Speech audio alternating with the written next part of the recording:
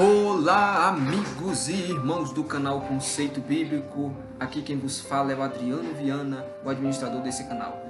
E quero convidar você que ainda não é inscrito no canal Conceito Bíblico, por favor, se inscreva, ative as notificações, curta os vídeos, comente, compartilhe com seus amigos. Olha, vamos ajudar lá o irmão Adriano no canal dele, Conceito Bíblico, vamos se inscrever no canal dele? Pois é, dá essa ajudinha aí e faz com que essas mensagens, esses vídeos venham chegar cada vez mais longe. É um estudo histórico profético de Apocalipse 13 com o tema Apocalipse 13. Isso realmente poderia acontecer? Hoje nós vamos estudar o tema, quando foi que o poder papal atingiu o seu ápice, né? O auge do poder político papal. Vamos dar o auge do poder político papal. Quando foi esse momento? Então, qual foi a máxima, o momento em que o poder papal atingiu sua máxima influência? Então, a máxima influência política do papado, na realidade, na Europa, se deu durante o século XIII. Inocêncio III, que liderou de 1198 a 1216, ele conservou a prática da coroação de reis e imperadores. Ele reconheceu Frederico como rei da Sicília e mediou a uma disputa entre Filipe da Suábia e Otto IV pelo trono imperial. E acabou que favorecendo Filipe, né? A história diz que ele acabou favorecendo Filipe, mas quando este foi assassinado, ele acabou apoiando Otto, que foi coroado na cidade de Roma em 1209. Um ano mais tarde, Otto invadiu alguns dos territórios papais na Itália e tentou então obter o controle da Sicília. Por isso, Inocêncio o excomungou e promoveu um homem chamado Frederico, que foi coroado em 1215. Transportando esse contexto político para a realidade de hoje, é como se o presidente mundial da Igreja Adventista pudesse depor o presidente dos Estados Unidos e instalar nesse cargo o candidato de sua escolha. Isso denota o seguinte, isso denota um grande poder político, poder esse obtido com a utilização da autoridade espiritual da Igreja e da excomunhão, cujo propósito era o alcance de um fim civil político. Tá? E a mesma coisa aconteceu na Inglaterra, né? Alguns anos depois, quando o rei John se recusou a aceitar o cardeal Stephen Langton como arcebispo da Cantuária, né? Da Cantuária, e o chefe da Igreja Católica acabou que o excomungou, deixando a Inglaterra sob interdito. Em outras palavras, meus amigos, o Papa proibiu a Igreja da Inglaterra de ministrar os sacramentos a qualquer pessoa do reino. E na teologia católica, os cristãos recebem a graça de Deus por meio dos sacramentos, né? Na teologia católica, os fiéis recebem as graças de Deus por meio dos sacramentos que são ali, né, apresentados. E os crentes a quem são recusados os sacramentos são essencialmente cortados dos meios de salvação, segundo a teologia católica. O interdito, portanto, impossibilita a salvação de uma nação inteira, né? Quando excomunga lá, agora a nação toda não pode ser salva. E ameaçado ali pela oposição de seus nobres, John se rendeu, entregou o território ao Papa e recebeu de volta como feudo papal. Agora imagine que o Papa aponte como cardeal de Nova York alguém ali a quem o presidente dos Estados Unidos se recusa a aceitar. E por causa disso o Papa diz que toda a população católica dos Estados Unidos, que ela não poderá receber, toda a população católica dos Estados Unidos diz que ela não poderá então receber o sacramento da Igreja até que seu presidente, digamos, aceite a escolha do Papa. Foi essencialmente isso, né, que ocorreu nesse episódio que envolveu o Papa Inocêncio III e o rei John da Inglaterra, no que diz respeito à nomeação do arcebispo da Cantuária. Isso é poder político. Isso é poder político alcançado por meio de uma poderosa ameaça espiritual. Ou você aceita a pessoa que eu estou indicando para ocupar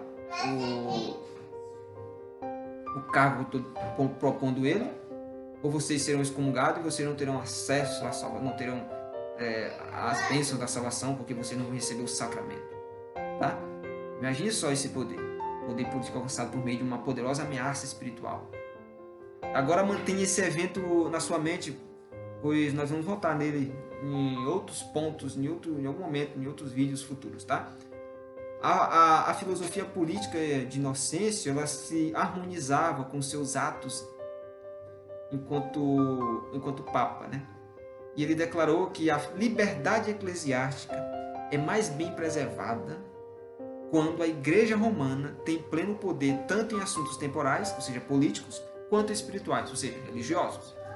Isso foi o que ele declarou, né? Na sua filosofia, a filosofia de Inocêncio. Ele também decretou que o Papa tem o direito de decidir se um rei é digno de sua coroa. Foi ele que decretou isso. Veja o poder máximo que ele atingiu. Bonifácio VII, Bonifácio VIII, o próximo grande Papa, governou a Igreja 100 anos mais tarde, né, de 1294 a 1303. E nessa época o poder dos governantes políticos da França e Inglaterra aumentava cada vez mais, ao passo que a autoridade política do Papa sobre a política europeia começava a diminuir. Foi quando então o rei Filipe IV da França impôs tributo ao clero. Bonifácio emitiu então a bula declarando que os reis não podiam fazer isso sem o consentimento do Papa. Filipe então retalhou, suspendendo as contribuições da França a Roma. Ao enfrentar essa grande perda financeira, Bonifácio recuou, uma vez que já naquele tempo o dinheiro falava alto. Se você tinha dinheiro, você tinha poder. Se não tinha, você não tinha poder. E no conflito com Filipe, em 1302, Bonifácio emitiu sua famosa bula Una Sancto, ou seja, Una Santa, a qual declarava que o Papa tem autoridade sobre os governantes laicos. E diz mais, abre aspas para ele, nessa bula papal chamada Una Sancta: com a verdade como nossa testemunha, é da competência do poder espiritual, ou seja, do papado, estabelecer o poder terrestre, político, e desaprová-lo se este não for bom. Isso é que está um dos textos dessa bula lá. Entretanto, quando Bonifácio excomungou Filipe, o rei francês convocou uma assembleia na qual 29 acusações foram feitas contra o Papa. Foi nesse momento, então, 5 arcebispos e 20 bispos tomaram o partido de Filipe. Em setembro de 1303, um bando de 2.000 mercenários eles atacaram o Palácio Papal e aprisionaram Bonifácio. E uma semana mais tarde, ele foi liberto e voltou a seu palácio, mas em meados de outubro ele contraiu uma violenta febre e foi quando ele morreu.